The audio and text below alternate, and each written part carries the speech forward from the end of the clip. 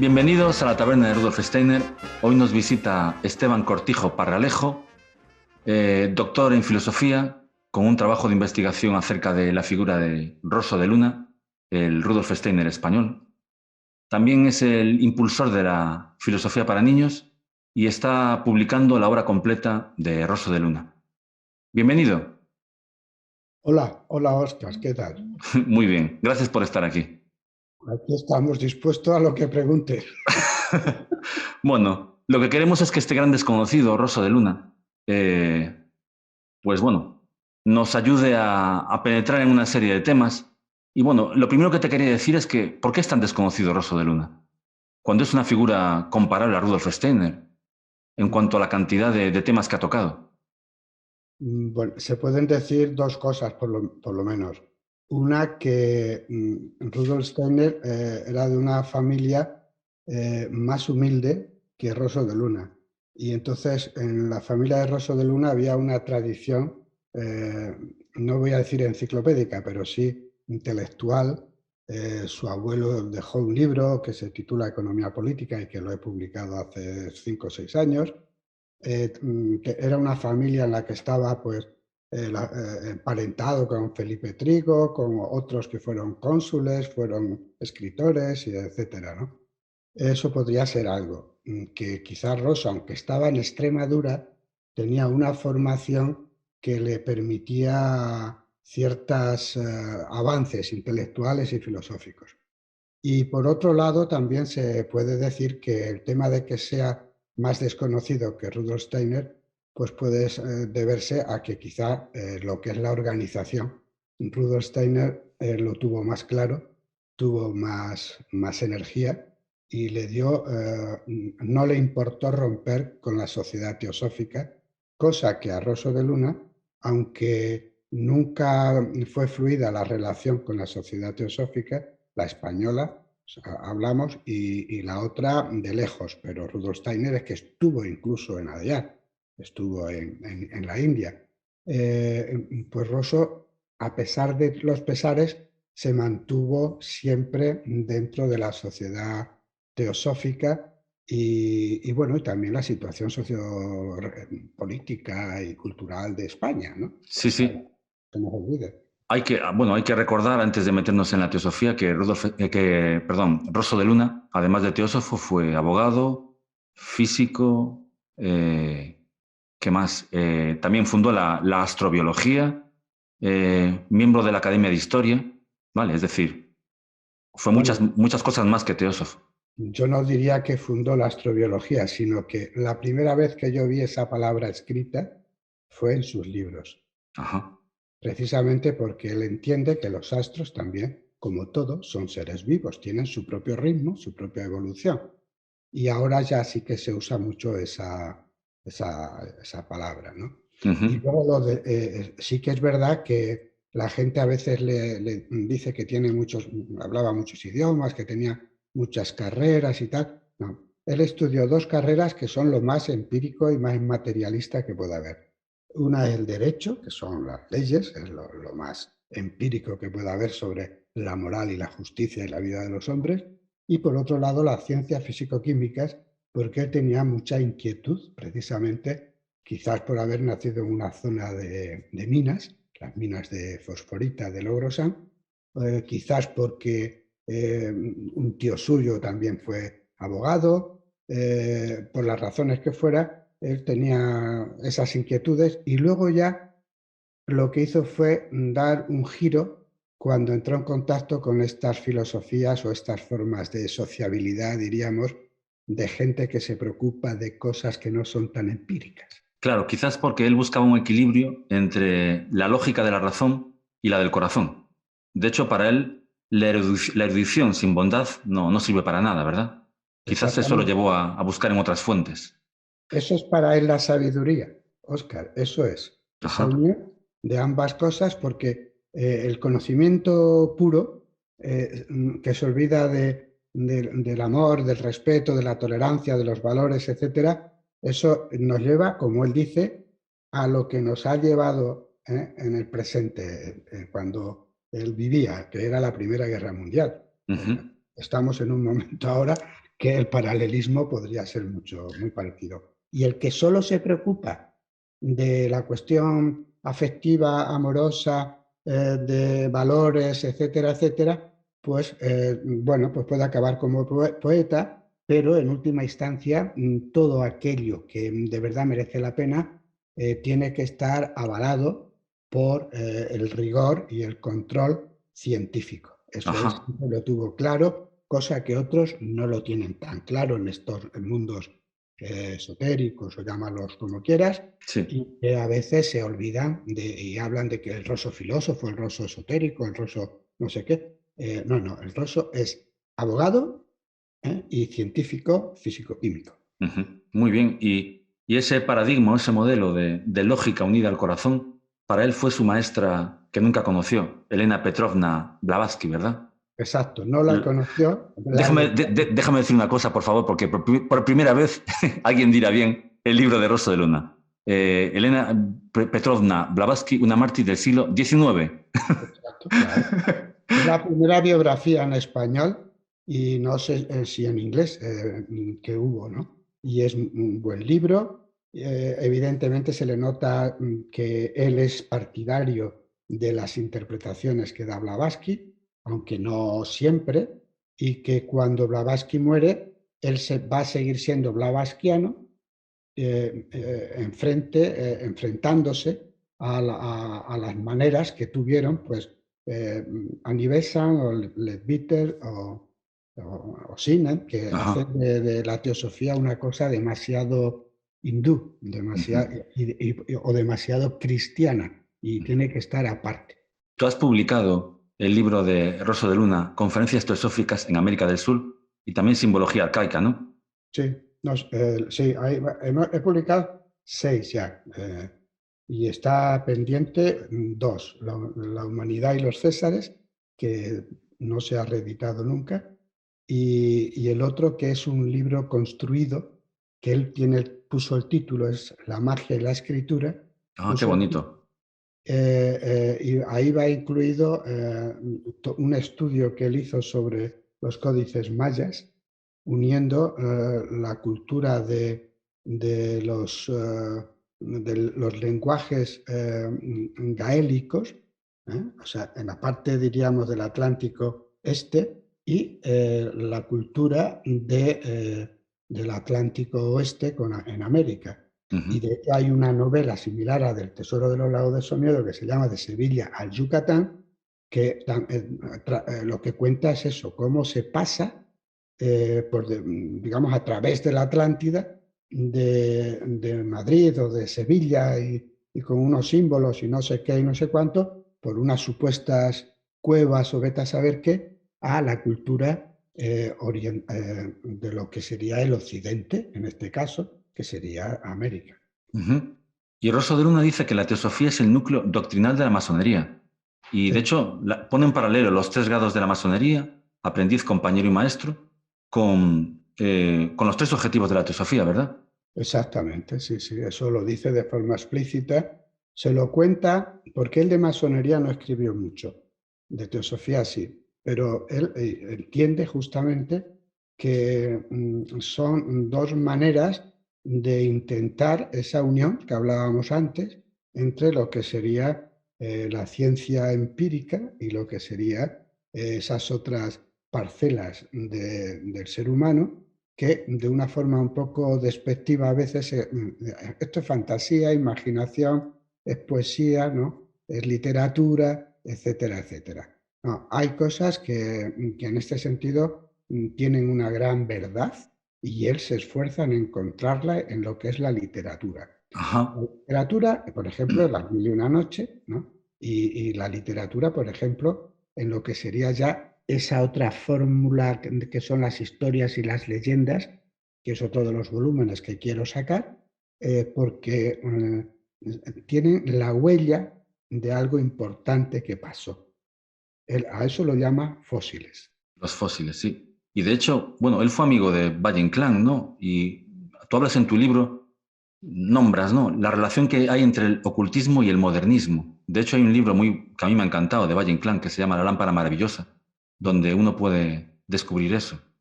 Sí, eso lo ha estudiado mucho una amiga mía norteamericana, Virginia Garlich, que, que precisamente hemos intercambiado cartas y bueno, ha venido a España, está en mi casa, yo está en la suya en Estados Unidos, porque justamente la lámpara maravillosa pues es donde encuentra ella y otros críticos de la literatura esa huella esotérica en Valle Inclán.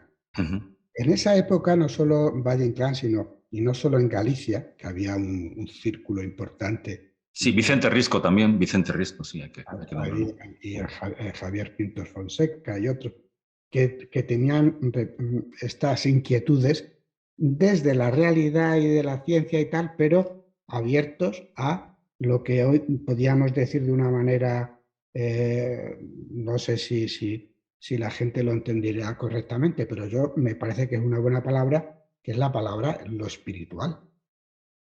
Entonces, en ese sentido, Valle Inclán pues, deja esa huella, y, igual que estos, en fin, del círculo este Marco Aurelio, que era una rama teosófica en Orense, digo en Orense, en Pontevedra, y entonces a Valle se le cita mucho por lo famoso que era, aunque era una personalidad encantadora en ese aspecto, pero era, en fin, yo no me voy a poner ahora a criticar sus formas, ¿no? Pero él estaba en el Ateneo de Madrid, pues no voy a decir como un vagabundo, pero vamos, le dejaron allí un cuartín para que tuviera un sitio donde quedarse. Valle Inclán, sí. Sí, sí, ¿Y quién le dejó ese cuartico?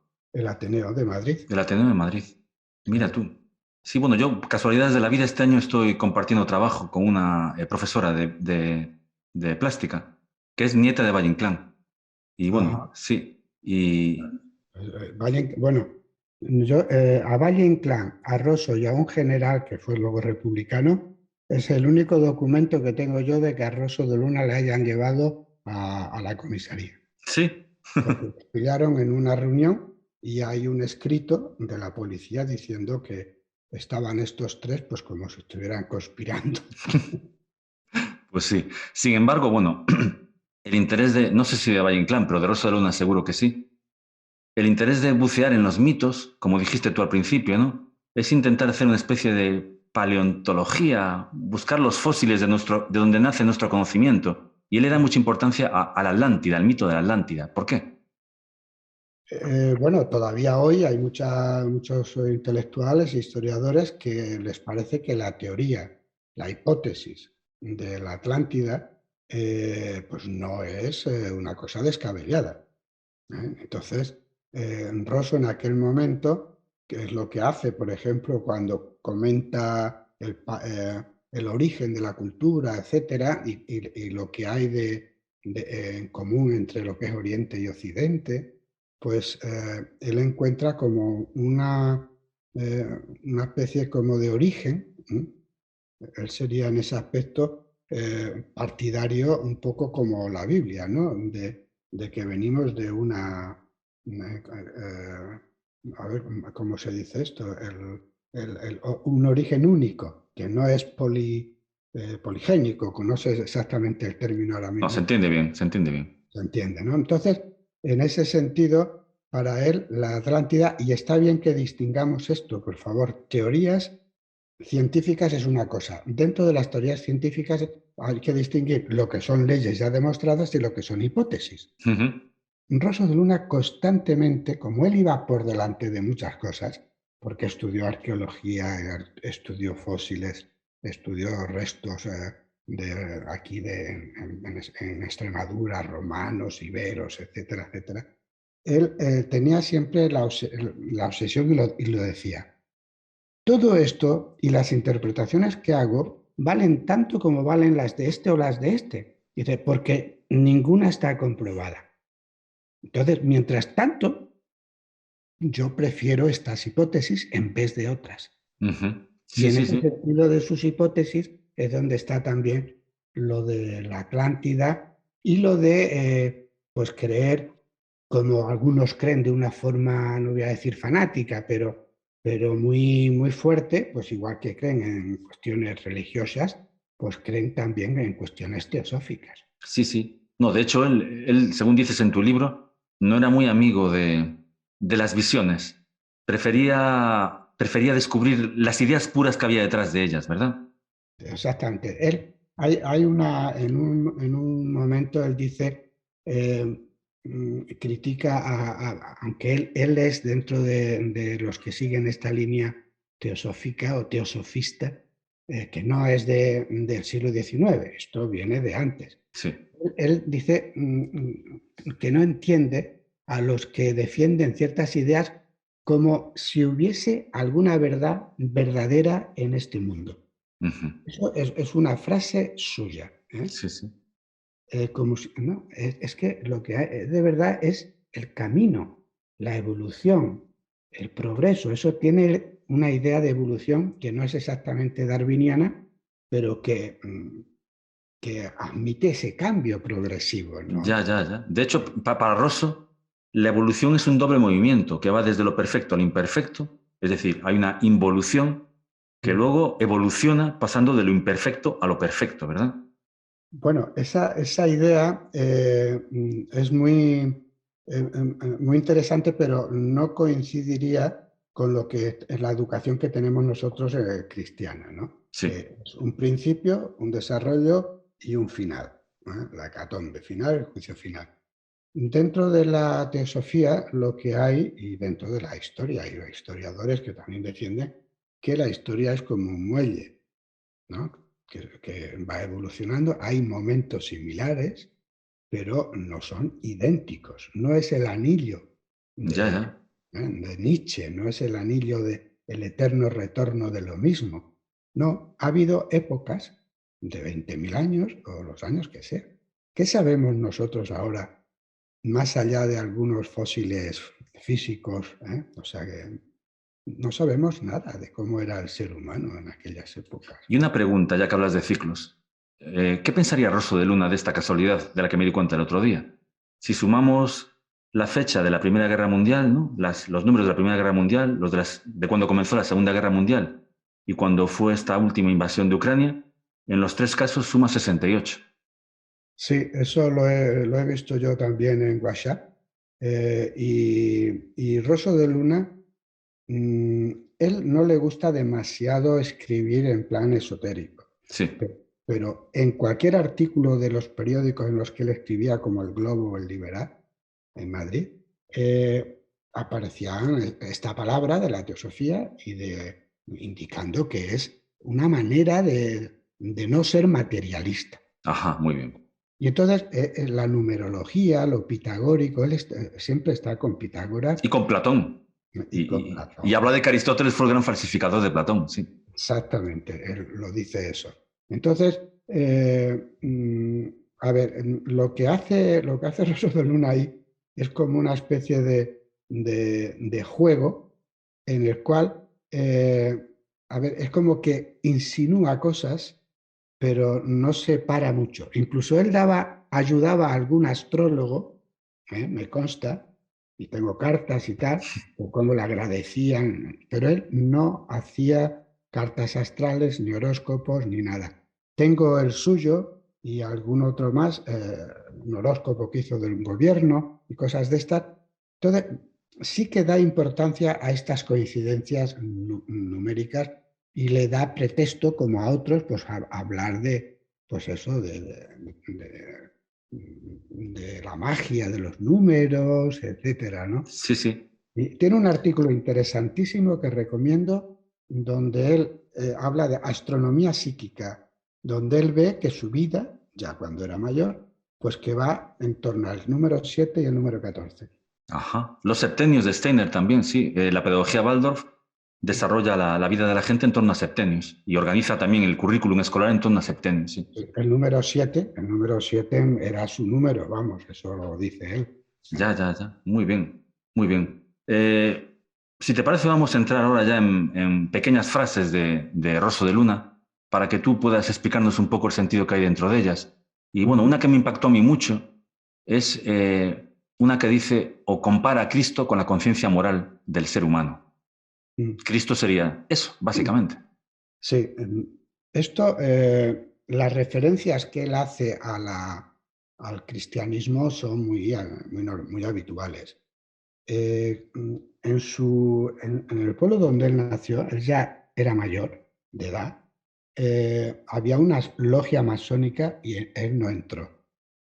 Y en sus papeles, autógrafos, no sé si esto lo he publicado o no ahora mismo, pero yo tengo unos papeles de cuando él era joven. Él empezó a escribir a los 14 años. ¿eh? Precoz. Sí, sí, sobre cosas de Logrosán, cosas de Vinaroz, porque su padre era de Vinaroz, su madre era extremeña. Entonces, y de la familia de su padre, pues hay pintores, pianistas, hay gente conocida, y de su madre, pues hay también gente, como he dicho al principio, ¿no? De relevancia intelectual. Y entonces, él siempre fue muy respetuoso con la religión cristiana y era la que él creía que era la mejor, más evolucionada. Sin embargo, en los últimos años de su vida, que aprendió sánscrito, y tengo apuntes suyos en papeles de su hijo, que también era profesor en la Escuela de Minas en Madrid, pues tengo apuntes suyos de sánscrito, y en este libro que va a salir salen cosas al respecto también, pues él le pareció que la India, que el budismo en general, de una manera como genérica, como que era más elaborado que el cristianismo porque tenía menos dogmas. Bueno, el budismo Ajá. no tiene dogmas. Entonces, para Rosso de Luna, si hay algo fundamental, es un prejuicio ilustrado y es la libertad de pensamiento. Sí. El libre pensamiento, yo quiero estar en espacios de sociabilidad, como he dicho antes, como puede ser la teosofía o la masonería. Él en la masonería entra en el año 17, en Sevilla, pero en la teosofía entró realmente en el 1902, sobre todo a partir de 1904, que ya va a Madrid, que Sí, sí. vive la mitad de su vida en Logrosán, pero con muchos viajes, y la mitad de su vida en Logrosán. Claro, claro. Y sí, claro. Y entiendo que digas eso porque para Rosso de Luna, el maestro de los maestros se encuentra dentro de nosotros, con lo cual estamos destinados a ser libres, ¿no? Y a conectar con ese maestro interior. No sé si él encontró su maestro interior. Bueno, ahí ya podríamos profundizar un poco, conociendo un poco más al personaje y tal. Pero lo cierto es que él, tuvo una formación muy autodidacta. Él iba a Madrid a los exámenes. Y Ajá. como él ya era conocido, escribía artículos, daba conferencias y tal, pues entonces si tenía algún mal profesor, pues se iba a Levante y subía a Barcelona y se examinaba de esa asignatura en la Universidad de Barcelona, porque iba así un poco pues, por su cuenta. Entonces, en fin, remitiéndonos a lo de antes, que no terminé, él de joven, estando en su pueblo, en sus escritos dice que él nunca sería de los que llevan mandil. ¿m? Mm. Y algunos comentarios más así. ¿Por qué? Porque la fuerza del cristianismo en él pues era muy importante, aunque ya digo, su familia era liberal, pero era cristiana y vamos, por muchas cosas antiguo régimen y cosas que escribió, por ejemplo, su abuelo, pero porque era un liberal y luchó contra los carlistas y no sé qué, no sé cuánto, y fue gobernador, el jefe político en Vizcaya, cuando Bilbao era más chica que un barrio de Barcelona, decía él. Entonces tenía esa cultura, entonces él respetaba mucho lo cristiano. Ujú. Y bueno, en esa manera de investigar que propone Rosso de Luna, él habla de que las alas del pensamiento son la imaginación y la intuición. Uh -huh. ¿Qué entiendes tú por eso? Pues justamente lo que han desarrollado los científicos cuando han tenido una inspiración. Y luego, como le pasó a Einstein, buscó un matemático que esa inspiración lo pusiera en forma lógica, en forma Ya, ya, ya. matemática y Y, científica. y de hecho, el Rosso de Luna hace una profecía y dice que al final de los tiempos magia y ciencia coinciden. él lo dice eso con frecuencia. Dice, la ciencia moderna es tan maravillosa, ¿eh? Que es es como lo más mágico que hay, lo más esotérico que hay. Y bueno, la verdad es que la ciencia todo el siglo XX, porque yo cuando me puse a estudiar a Rosso de Luna es porque somos paisanos, porque yo nací allí también en un pueblo al lado. Y entonces digo, hombre, pero mi tema era niveles de la objetividad científica. Y lo que comprobé fue que ese fue el tema que tuvo Rosso de Luna toda la vida.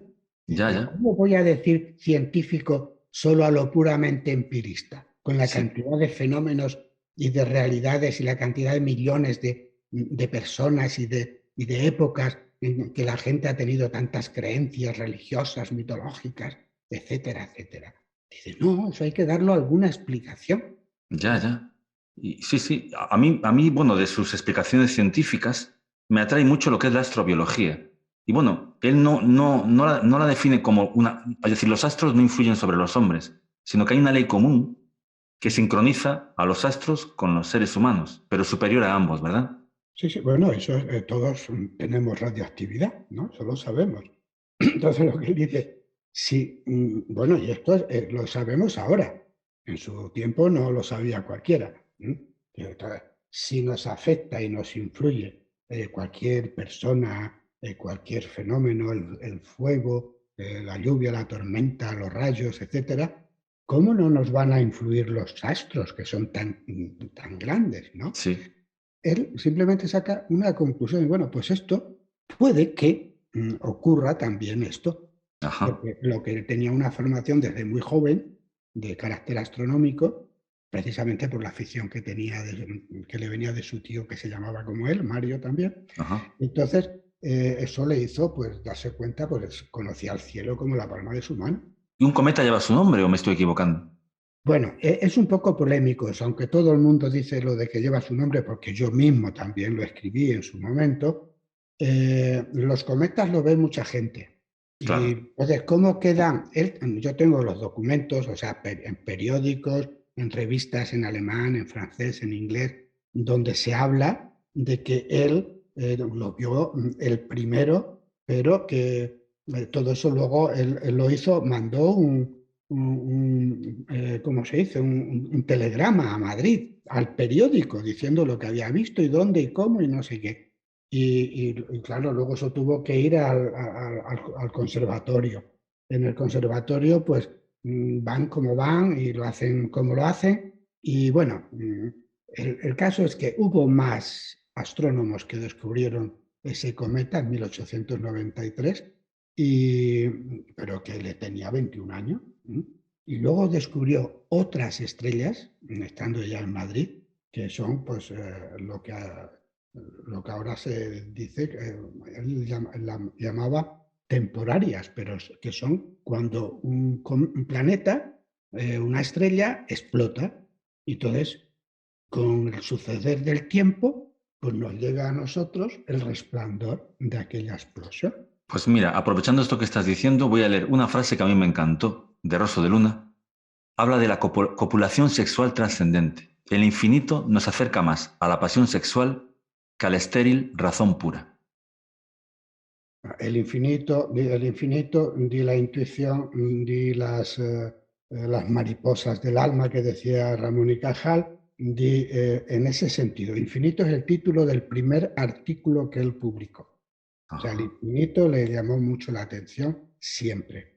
Entonces, él ahí es como que la ciencia empírica le resulta un poco pobre con respecto a la gran cantidad de cosas que hay en el mundo, ¿no? Sí, sí. Entonces, en ese sentido yo interpretaría esta cuestión. El tema sexual en su época no era tan frecuente, salvo, él incluso hizo una crítica a su pariente, Felipe Trigo, dice, bueno, como somos parientes tampoco me voy a poner a criticarle mucho, pero como que le daba pena que un tipo que escribía tan bien, como era Felipe Trigo, bueno, que era el famoso, no eran los del 98, el famoso, el que ganaba dinero, era Felipe Trigo, y el que era perseguido por todos los bares, por todas las cafeterías, era Felipe Trigo.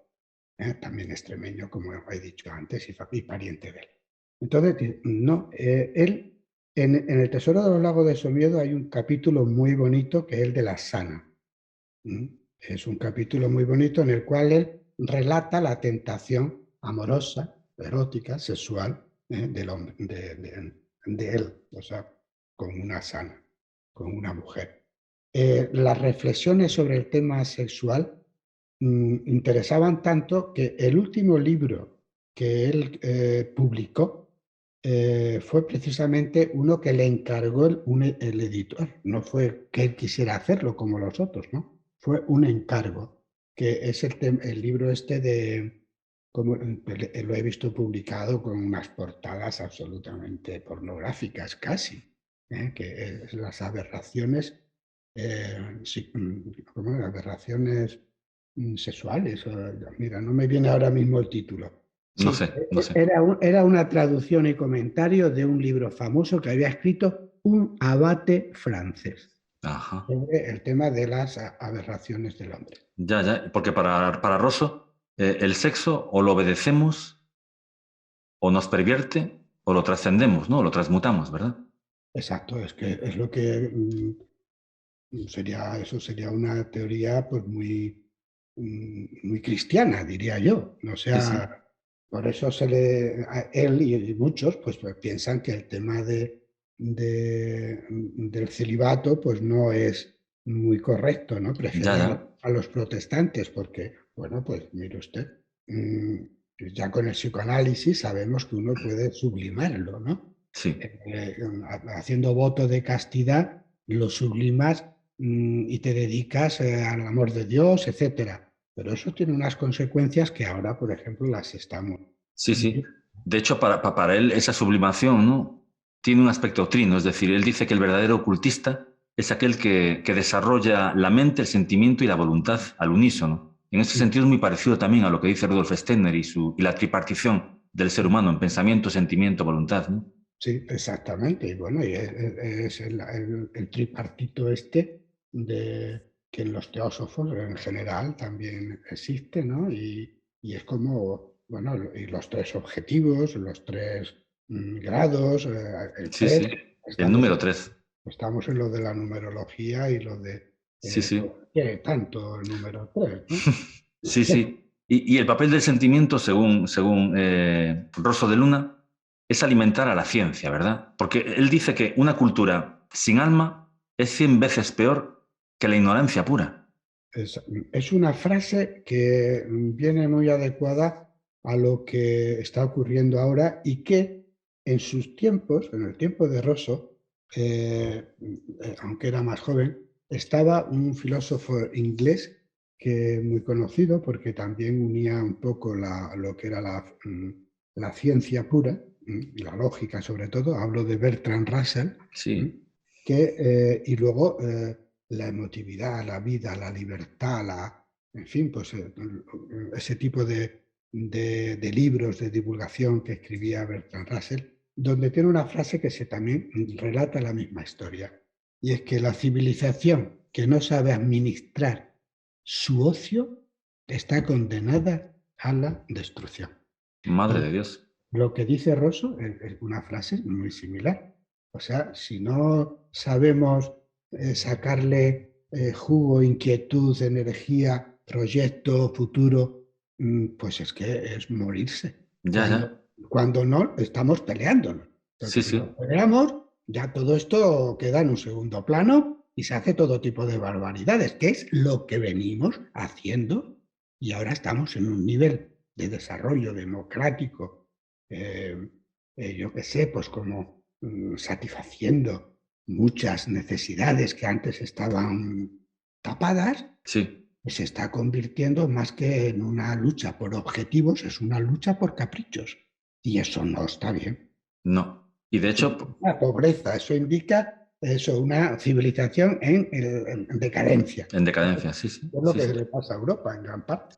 Sí, sí. De hecho, él habla de que, es decir, él no distingue, no son elementos separados, ¿no? La verdad, el bien, la belleza. Él habla de que hay una unidad entre la verdad, el bien, la belleza y el orden.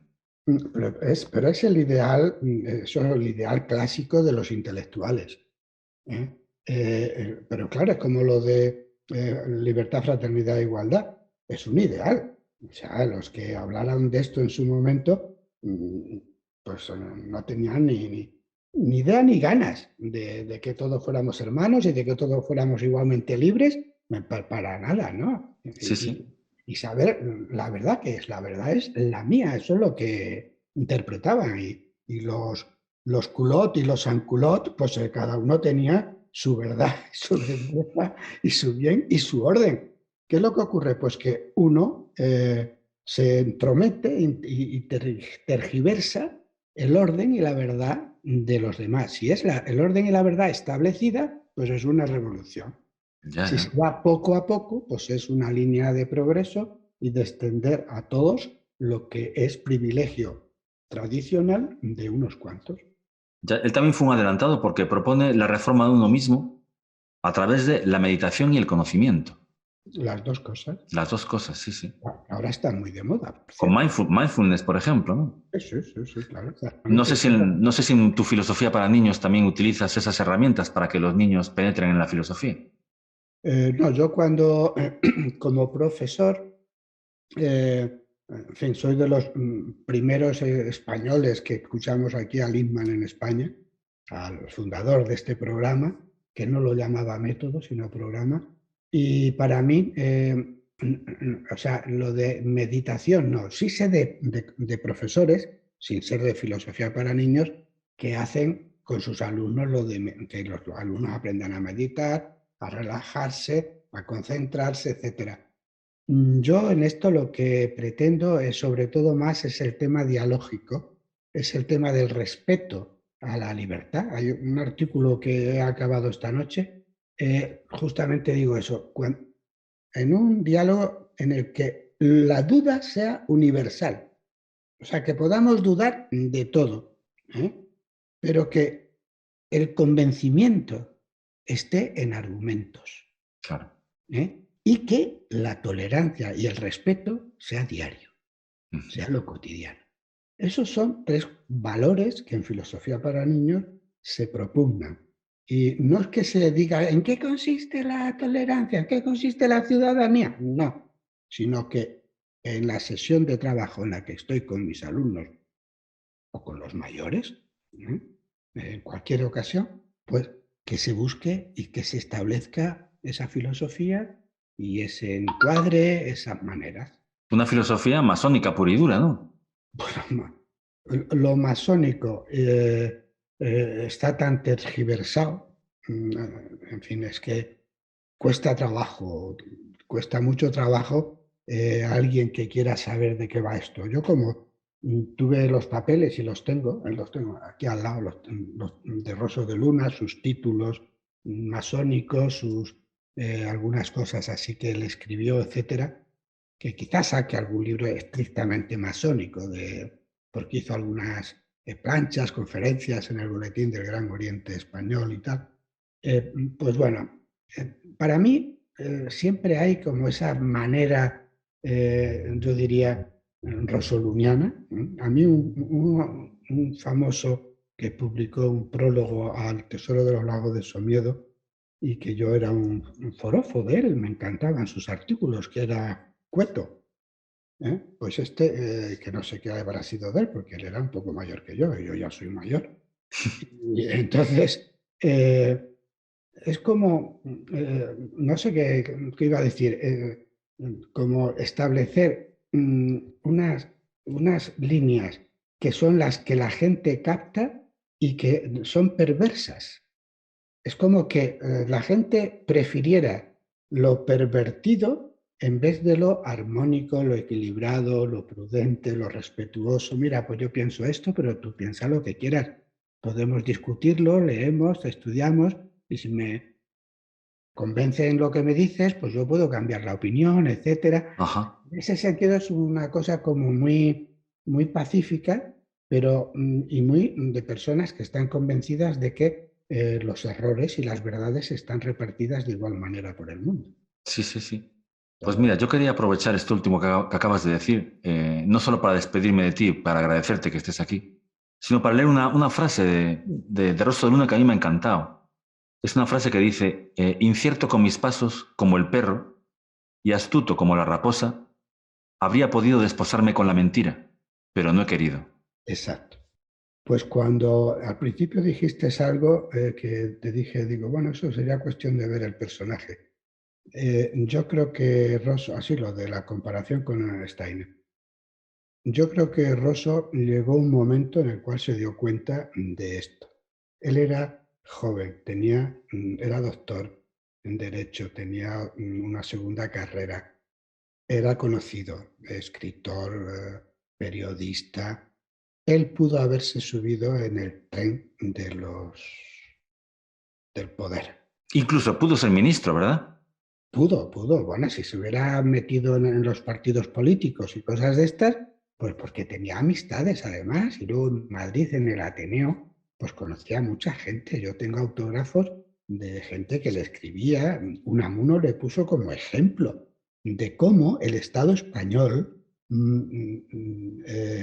a ver, no utiliza convenientemente los recursos humanos de que dispone. Y le puso como ejemplo a Mario Rosso de Luna, Sí, sí, sí, sí. Unamuno. Entonces, es un poco en esa línea, ¿no? Dice que optó por estar abierto a lo que no es lo empírico del poder, de la política, y nunca estuvo en partidos políticos, aunque al final de su vida, para la República, aceptó estar en una lista, pero que luego colaron otra lista en Algeciras, en el Partido Socialista, Radical Socialista.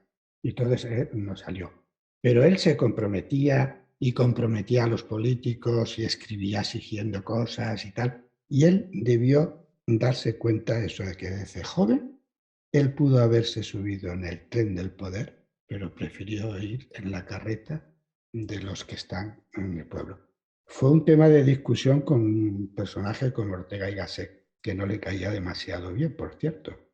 Y era que Ortega decía aquello de que no puede valer igual el voto de un catedrático y el de un jornalero. Pero él Y pensaba que sí, Rosso pensaba que sí.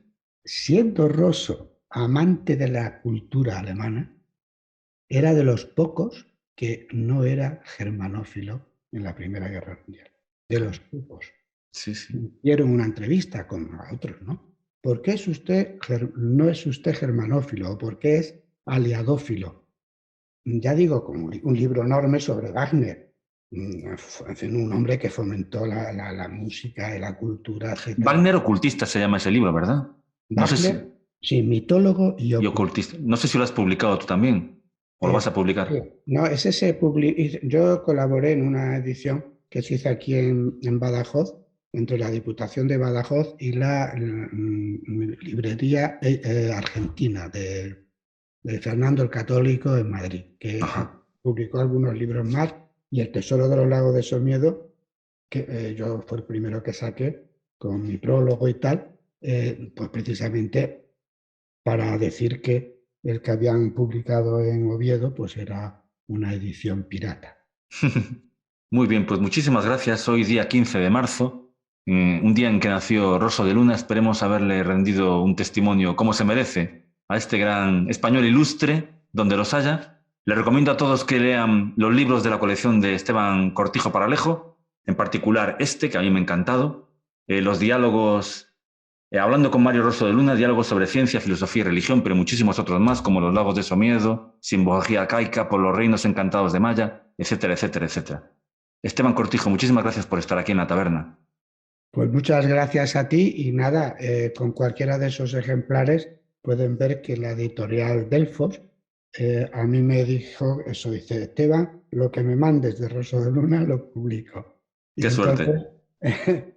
yo, ya que estoy jubilado, pues tengo la suerte de dedicarme a algo que no le he tenido una dedicación lineal, porque a veces me he dedicado a la pedagogía al regionalismo y a estas cosas, ¿no? Porque Asturias y Extremadura nos parecemos bastante.